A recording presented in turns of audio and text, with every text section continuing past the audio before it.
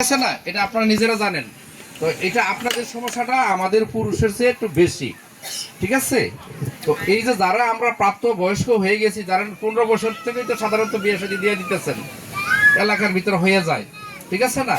তো সেই জন্যও আমরা যারা প্রাপ্ত বয়স্ক আছি, মহিলা পুরুষ, মহিলাদের একটু শাকসবজি বেশি খাওয়া উচিত। আমরা যদি এভারেজে 220 গ্রাম খাই, মহিলাদের কম পক্ষে 250 খাওয়া উচিত।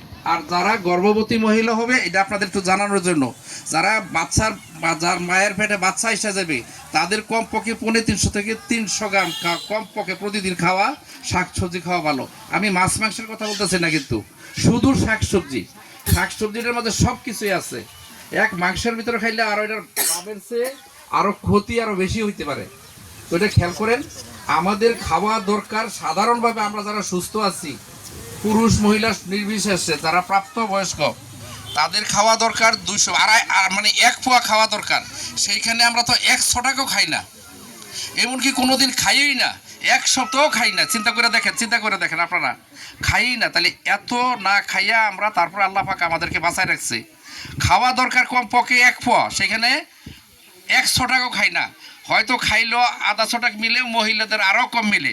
পুরুষ মানুষ খাওয়ায় টাওয়া না থাকলে নাই খাই, এর মাঝেও খুশি, ঠিক আছে না? তাহলে আপনাদের বাগে আরও কম পড়ছে না? তো এটা খেয়াল করেন যে কতটুকু খাওয়া দরকার ছিল 1 পোয়া, সেখানে 100 টাকা মিলে না। তাহলে কীভাবে হবে, আমরা শরীরটা কীভাবে থাকবে? আমরা তো কয়েকদিন পরে এমনি নানান শরীরের ব্যথায় ট্যাথায়, ডায়াবেটিস, বিভিন্ন রোগে আক্রান্ত হবেন। আমরা তো নিজেরাই আমাদের নিজেদের অজ্ঞতার কারণে, না জানার কারণে আমরা এগুলো করতেছি, ঠিক আছে না? তো সেই জন্যে আমরা এটা উৎসাহিত করছি। এটা খেয়াল রাখবেন যে আমরা এটা 5 প্রকার বীজ দিছি। আপনারা আরও বাজার থেকে পাওয়া যায়। এখন বর্ষাকাল, এখন তো পানির খুব একটা বেশি প্রয়োজন না। শুকনো সিজনে গিয়ে দরকার পড়ে, কারণ যখন ফাল্গুন চৈত্র মাসে যায় পানির সমস্যা হয়ে যায়। অনেক ক্ষেত্রে দেখা যায় যে হ্যান্ড টিউবওয়েলের পানি থাকে না বাড়িতে, এরকম অবস্থা হয়। তো যা হোক, এটা আপনারা আরও করবেন। এই যে বীজগুলি, এই যেটা দিছি আমরা, এগুলা খুব একটা ভালো জায়গা থেকে দিছি, বিশ্বস্ত, যাতে বীজটা ভালো গজায় এবং চারাগুলো ভালো হয়।